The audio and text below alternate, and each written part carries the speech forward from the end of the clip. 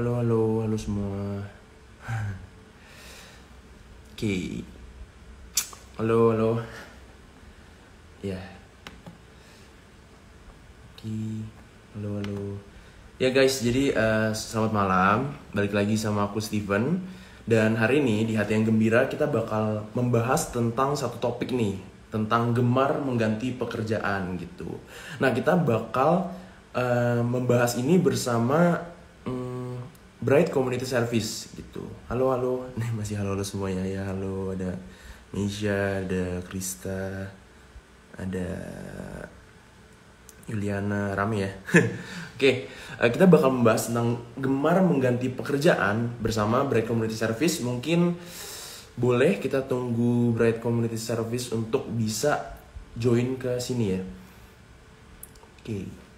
Oke, sambil kita nunggu mungkin aku kasih recap sedikit kali ya buat 30 menit ke depan apa yang bakal kita bahas gitu. Jadi udah kita ketahuin ya, kalau misalkan manusia itu pasti punya dua sifat gitu kan. Yang pertama orang yang setia, dan satu lagi ya lawannya orang nggak setia gitu.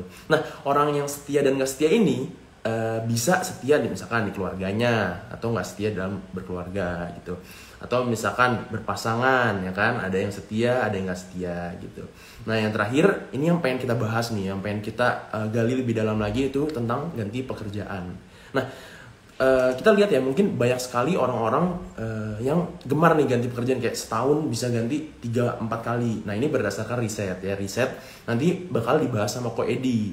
Nah, mungkin aku panggilnya Ko aja kali ya. Mungkin Ko Edi ini udah sering banget menghandle orang-orang yang suka ganti kerjaan nih, kayak bingung, aduh pekerjaan cocok buat gue apa ya gitu, kok bingung, kayak ini nggak cocok, ini nggak cocok. Nah, Ko Edi ini bisa dan sering gitu menghadapi orang-orang seperti ini. Jadi dia melakukan ngobrol berdua gitu. Nah, terus dia dapetin insight apa, sampai akhirnya orang ini terbuka gitu, oh ternyata gue lebih cocok melakukan hal B dan sebagainya. Nah, kita pengen nanya Ko Edi nih, sebenarnya dampaknya apa sih kalau misalkan kita suka ganti pekerjaan, kita nggak setia sama pekerjaan kita dan sebagainya gitu ya.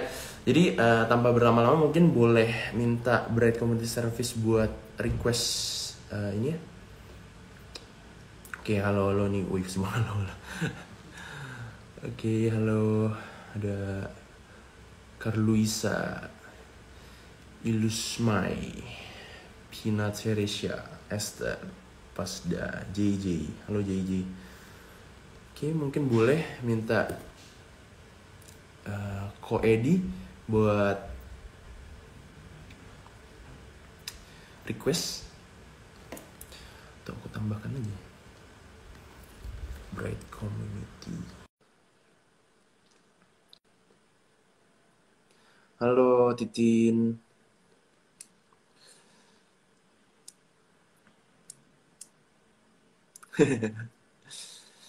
Iya, aduh jangan ketawain aku guys, kok malu nih jadinya. Halo Eliazar.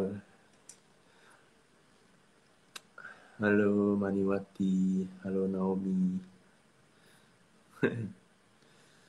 Oke, kita sambil nunggu BCS, coba ceknya.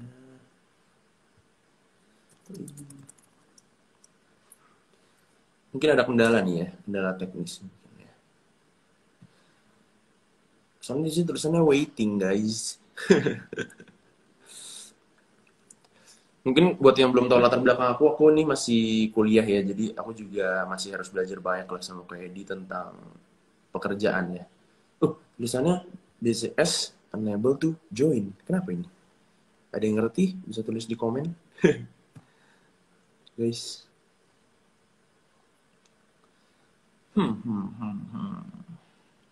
Apakah signal? Suaraku kedengaran jelas nggak ya?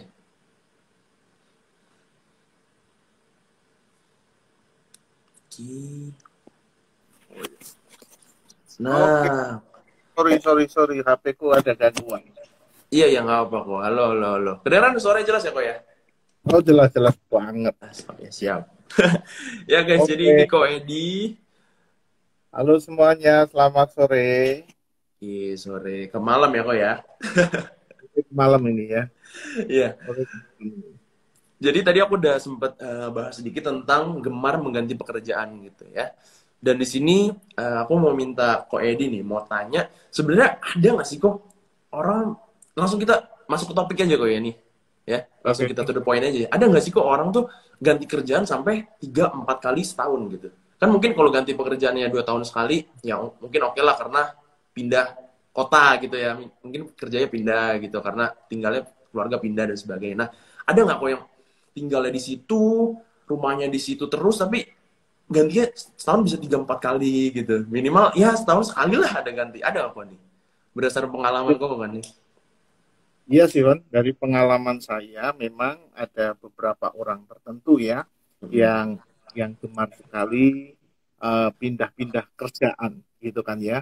Hmm. Dan ada yang bisa jadi setahun tiga, bahkan pernah saya jumpai sampai 4 kali dia pindah pekerjaan dan Iya. selalu dia bilang ya nggak cocok begitu kan ya. Ya ini Hmm. kerjaan yang memang eh, ada pengalaman di orang-orang tertentu sih, punya Hmm, hmm, pengalaman hmm, hmm. gitu. Iya, iya. Nah, kira-kira kok kalau kita mau tarik nih ke belakang nih, ya kan? Kok bisa sih mereka seperti itu kok?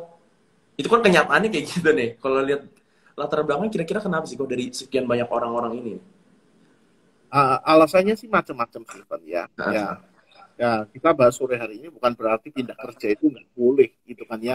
Pindah ya, kerja itu setuju. sah-sah saja gitu kan ya. Tetapi kalau sampai kita pindah kerja itu bisa setahun itu 3 sampai 4 kali gitu kan ya.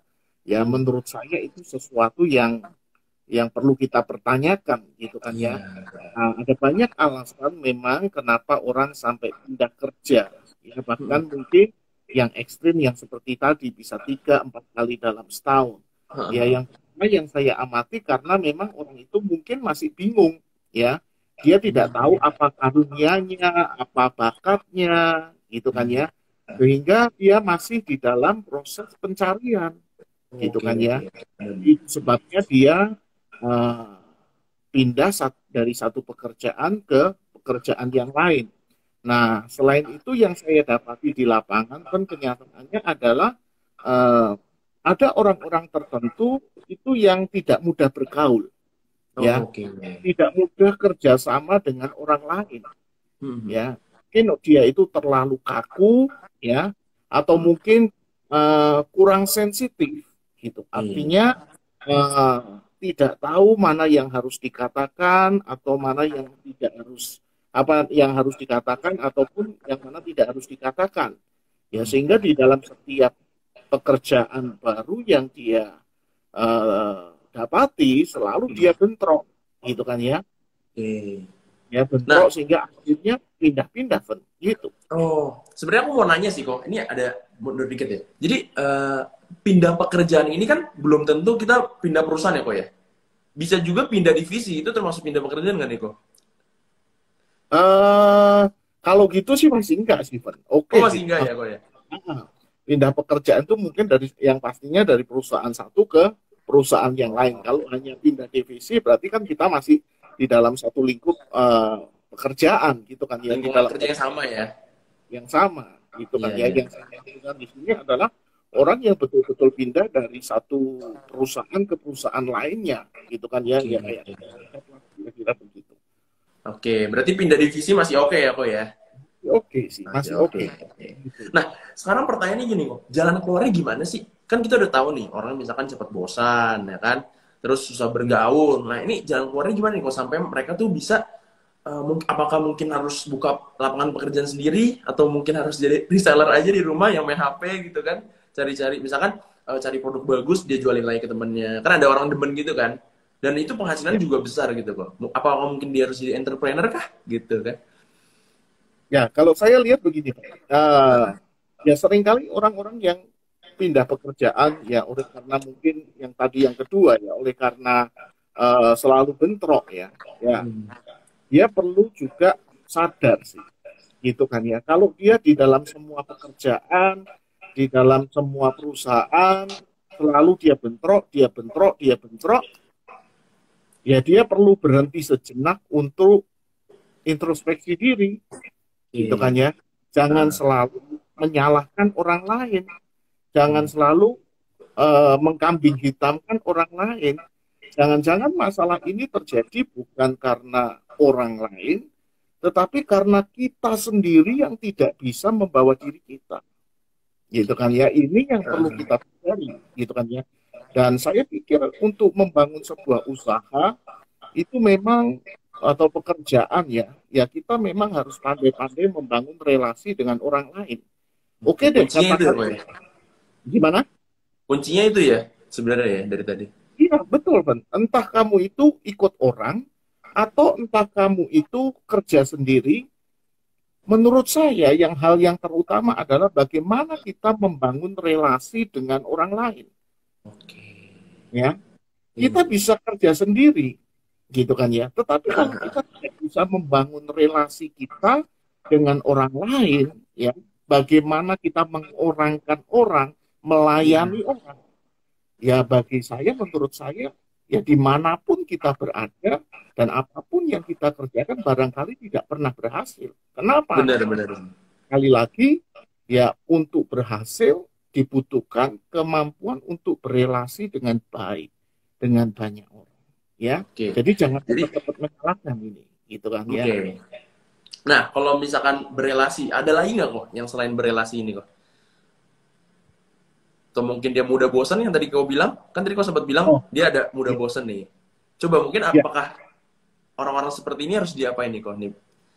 ya kalau dia mudah bosan, gitu kan Heeh. ya, dan memang dia mungkin juga tidak nyaman untuk dia ini uh, apa namanya bekerja dengan orang lain, gitu kan ya. Nah, dia barangkali Van dia ini memang bisa kerja sendiri, Van.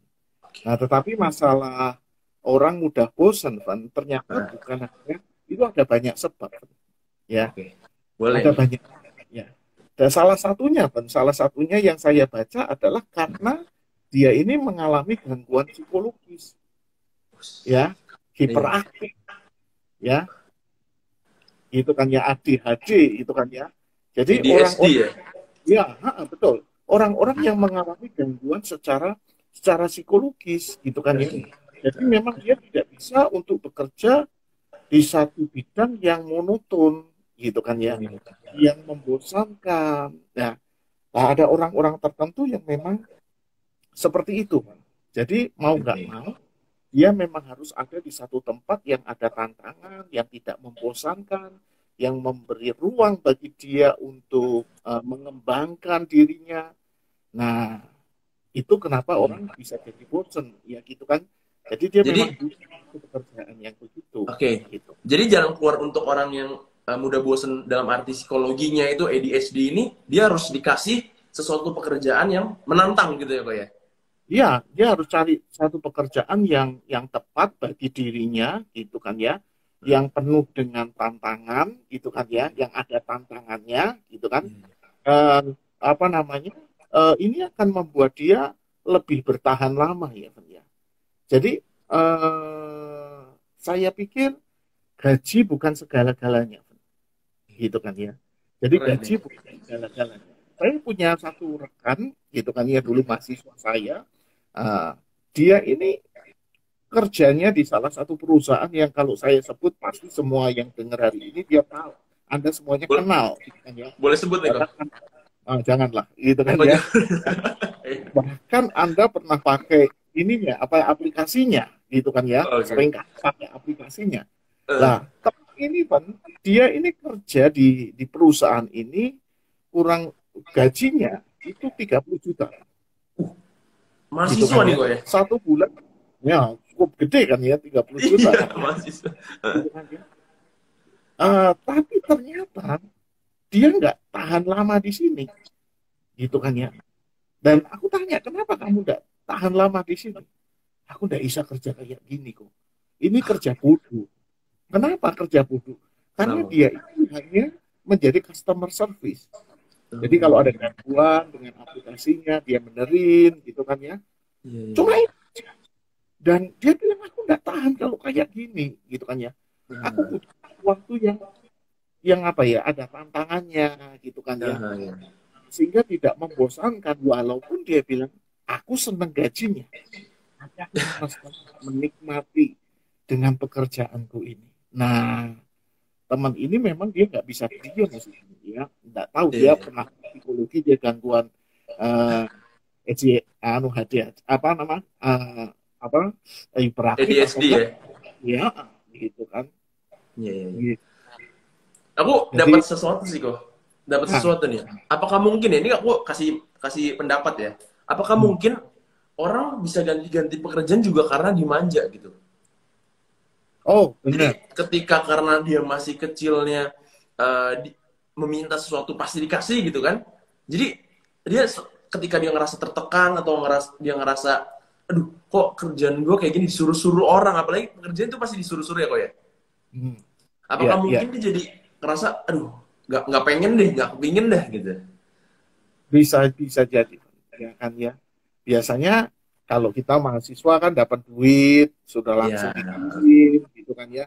Eh, apa namanya, aman gitu kan ya, dan Mhm. kita tidak merasakan eh, berjuang untuk Iya. dapat duit gitu kan ya. Susah payahnya orang tua kita nggak ngerti gitu kan ya, sehingga akhirnya ketika kita kerja ternyata gajinya dikit kan, gitu kan ya. Oke. Shock kita gitu kan ya. Terus mungkin kita pindah, kita berpikir di perusahaan lain bisa dapat gaji lebih gede, ternyata nggak juga, gajinya juga segitu gitu kan, nggak Iya, iya, seberapa iya. naiknya, ya pindah. Berambisi ya kok ya. Betul betul betul kan, gitu ya, nggak biasa kerja Nggak biasa. lah. Itu Mhm. apa ya, problem sih gitu. Mau enaknya aja kok ya. Mau enaknya saja Oke, oke. gitu. Ada nggak kok alasan lain lagi kok? Selain tadi kan berarti udah ADHD, dari itu kan dari dalam diri sendiri. Kalau misalkan dimanja ya itu udah dari kecil lah. Itu kan harus dilatih lagi kan. Nah, ada lagi nggak kok nih? Mungkin karena ambisi kan ya, Oh, karena nggak bisa. ambisi, karena melihat peluang gitu kan ya. Mungkin dia karirnya bisa meningkat di tempat lain gitu kan ya, dan itu yang membuat orang juga bisa pindah pekerjaan gitu kan ya, karir bisa meningkat gitu kan ya. Bahkan beberapa teman saya yang saya jumpai kan, dia bilang begini, eh kalau aku nggak pindah barangkali gajiku akan naik segitu banyak ini butuh waktu 4-5 tahun gitu kan ya. Oh, iya, iya. Tetapi kalau aku pindah, ya tidak sampai 4-5 tahun aku bisa dapat gaji segitu gitu kan ya. Iya, iya, Wow, iya. itu juga jadi salah satu apa ya, uh, hal yang menarik ya, bahwa Iya, saya iya. pikir juga, wow ternyata begitu juga ya, bahwa dia pindah ini karena memang mau meningkatkan bukan soal hanya karir tetapi juga pendapatannya. Karena kalau Iya, dia bertahan di satu tempat dalam waktu kurun yang lama, di satu tempat mungkin dia akan naik segitu butuh waktu 4-5 tahun iya, iya, itu, iya, iya. sehingga orang itu pindah begitu Berarti sih. bisa ditarik kesimpulan kok. Ketika Hmm. orang berambisi itu sebenarnya ada positif negatifnya ya, bener ya? Iya kan, ada positif tetapi juga ada negatifnya. Nah, misalkan begini deh, kalau kita terlalu sering pindah, katakan setahun 2 kali, setahun 3 kali, bahkan mungkin kita belum sampai setahun selalu pindah. Iya. Kalau aku jadi bos, apa yang kamu pikirkan? Ini orang nggak setia ya, gue. Nah, ya kan, Iya. loyalitasnya dipertanyakan kan, Van? Iya. Gitu kan ya, gitu kan ya. Terus kamu Hmm. mikir apa lagi coba? Kalau kamu misalkan baca CV seseorang, ternyata dia itu, wih, perusahaan yang pernah dia kerja itu banyak banget di situ. Kamu Iya, iya. mikir apa? Mungkin dia ada maunya kali ya. Ada, oh cuman gaji doang nih karena ditawarin gaji segini dia pindah gitu ya. Iya, jadi kan kita jadi sanksi kan, Van. Ya Iya, ini iya, orang iya, benar-benar. kayak apa kira-kira? Kalau Iya, ternyata iya. dia sudah pernah pindah itu mungkin sampai, ya katakan puluhan kali gitu kan ya. Hmm. Nah, itu kan sebet, yang terjadi adalah pada akhirnya orang jadi takut Van, menerima kita Iya, iya. gitu kan ya. Betul, betul. Gitu. Tapi aku kan kuliah nih kok, kuliah di Prasetya Mulia dan kita diajarkan lebih ke entrepreneurship gitu kan. Mungkin beberapa anak jiwanya entrepreneur. Mungkin kalau dari aku sendiri berambisi itu bisa dilihat baik dan jeleknya gitu. Mungkin kalau jadi profesional dan full timer ada kurang baiknya karena akhirnya kita kan jadi kayak kutu loncat ya kok ya, benar ya? Jadi Ya, ya. pindah-pindah terus gitu. Nah sedangkan kalau di entrepreneur berambisi malah sebaliknya kok ya. Jadi ketika kita melihat peluang bagus itu kan opportunity cost kan. Kita meninggalkan yang kurang bagus menurut kita ambil yang lebih bagus ya kok ya. Jadi sebenarnya harus lihat konteksnya dulu ya kok ya. Berambisi dalam arti apa dulu nih? Ya. Gimana kok? Boleh ketika kita melihat peluang, kita pindah, itu nggak ada salahnya. Gitu kan ya. Atau kalau kita entrepreneur, kita mengubah pekerjaan kita. Gitu kan ya. Namun demikian juga, saya pikir kita perlu merenungkan sejenak. Kan? Jadi, jangan terlalu terburu-buru. Gitu kan ya. Jangan terlalu cepat kita mengambil keputusan bahwa ini sudah nggak worth it lagi, ini sudah nggak ada peluang lagi, gitu kan ya. Jangan cepat-cepat juga, karena segala sesuatu juga perlu dibangun, butuh kesetiaan, gitu kan ya. Butuh apa ya? Kita perlu bertahan lebih untuk jangka waktu yang lama, gitu kan ya. Dan jadi jangan cepat-cepat pindah, gitu kan ya. Dan kalau kita katakan profesional ya, gitu kan ya, kita juga jangan cepat-cepat juga, gitu kan ya. Ada kisah gini, Van. Ini dialami sama teman saya beberapa waktu lalu. Dia sharing sama saya. Dia bilang begini, aku ditawari di satu perusahaan ini, gitu kan, gajinya tinggi dari gajiku sekarang. Oh, siapa yang nggak tertarik? 3 kali lipat loh, gila nggak? Ini boleh sebut perusahaannya kok? Oh, nggak boleh. Oh nggak boleh juga ya. Ya, dia bilang gitu. Dia ngobrol sama saya sambil ngopi. Dia bilang ini aku naik 3 kali lipat. Nah, terus saya tanya sama dia gini, gitu kan ya. Nah, menurutmu ya dari apa yang kamu rasakan, kamu akan pindah nggak? Dia bilang kemungkinan besar aku pindah. Ya, karena ini 3 kali lipat, gitu kan ya. Nah, dia tanya saya kalau nasihatmu gimana kok Edi? Saya bilang jangan cepat-cepat mengambil keputusan. Saya bilang gitu kan dia. Kamu doa, ya. Jalanmu bukan jalan Tuhan, rencanamu bukan rencana Tuhan. Ya, belum tentu yang kelihatannya baik itu pasti baik. Yang kelihatannya buruk itu pasti buruk adanya. Belum tentu. Saya bilang gitu. Jadi jangan ambil keputusan dulu sebelum kamu berdoa.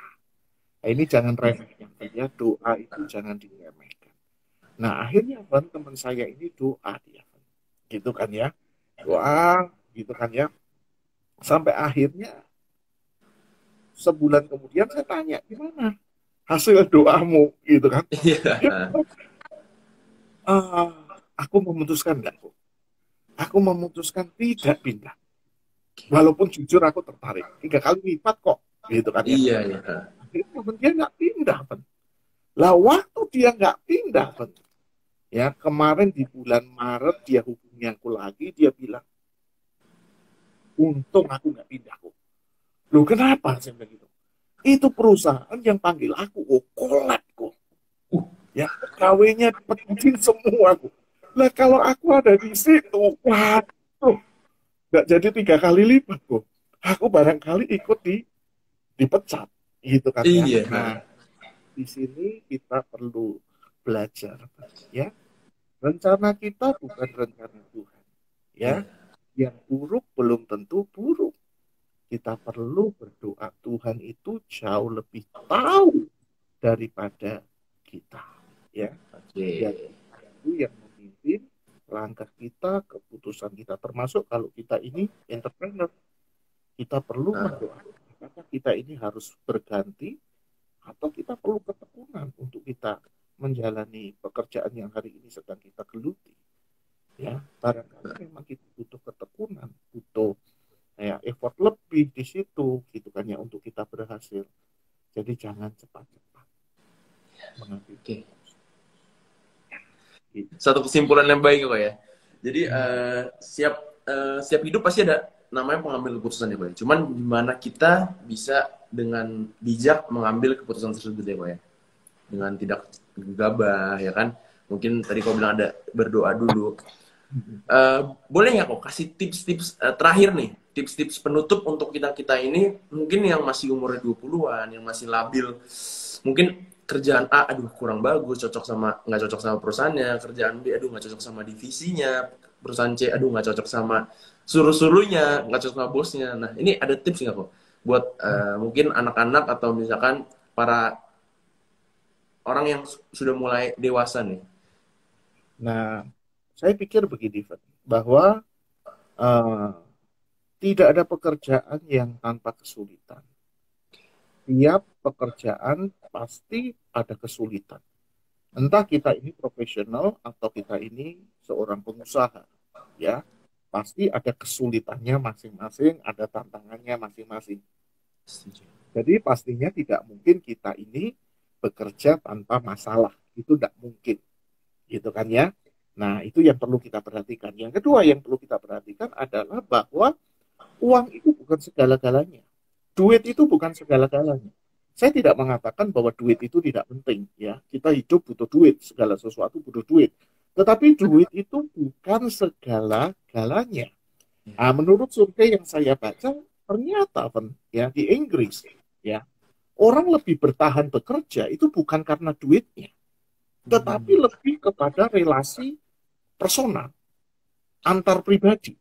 Ya, orang bisa bertahan di dalam sebuah perusahaan ternyata yang pertama itu bukan karena duitnya, tetapi ya ini relasi personal dengan orang-orang yang ada di situ. Nah, jadi ketika kita hendak pindah ke satu tempat, kita perlu pertimbangkan ini, gitu kan ya. Oke, kita dapat duit yang lebih gede di tempat lain, tetapi pertanyaannya, kita di sana ketemu teman apa enggak? Ketemu rekan kerja yang baik yang mendukung kita atau enggak? Gitu kan ya. Tidak ada gunanya kita dapat duit banyak, tapi di situ berkelahi terus, musuh kita banyak banget. Gitu kan ya. Nah, kita membutuhkan orang yang bisa menjadi teman kita, menjadi sahabat kita, menjadi tim kita. Nah, ini juga perlu kita perhatikan. Ya, jadi yang kedua, kita perlu memperhatikan ya situasi lingkungan kita bekerja itu perlu diperhatikan. Ya, yang ketiga yang tidak boleh lupa adalah ya kerja bukan hanya masalah duit, tetapi juga masalah panggilan. Ya, apa yang menjadi panggilan Tuhan di dalam kehidupan kita? Gitu kan ya, apa yang jadi passion yang sudah Tuhan berikan kepada kita. Nah, itu yang penting juga. Gitu kan ya. Ada orang yang saya jumpai, walaupun dia mungkin penghasilannya sedikit, gitu kan ya, tapi dia enjoy, dia menikmati. Ya, kenapa? Karena di situ dia menemukan panggilan Tuhan. Gitu kan ya. Kita pernah mendengar kisah seorang pilot pesawat, gitu kan ya. Dia tinggalkan, dia hanya berkebun, ngurusin panti asuhan, gitu kan ya. Apa yang membuat dia mau meninggalkan? Karena dia tadi panggilannya. Ya, Tuhan itu memberikan panggilan kepada setiap kita.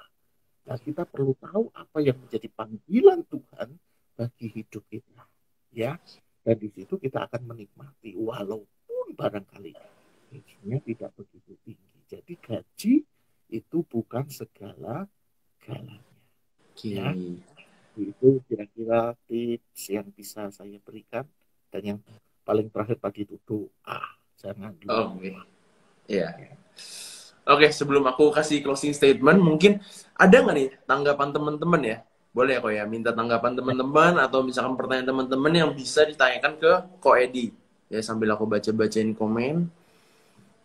Oke, halo ada Luisa, halo ada Cahya Purnomo, halo ada Vita, ada Chloe, ada Hebel, ada Carluisa. Oke, Carluisa bilang menyertakan Tuhan dalam setiap pengambilan keputusan ya kok gitu. Iya. Ya, pastinya begitu ya. Karena Tuhan lebih tahu daripada kita. Ya, gitu.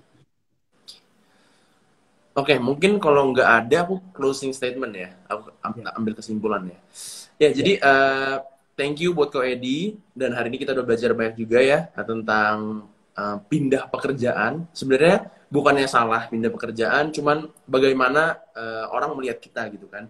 Dan terutama dalam satu lingkungan pekerjaan yang dilihat bukan gajinya ya teman-teman. Jadi berarti yang kita lihat di sini adalah bagaimana kita lingkungan kerjanya, dampak kita ke lingkungan kerja kita, dampak kita kepada sosialisasinya di sekitar kita gitu, pada orang-orang di sekitar kita.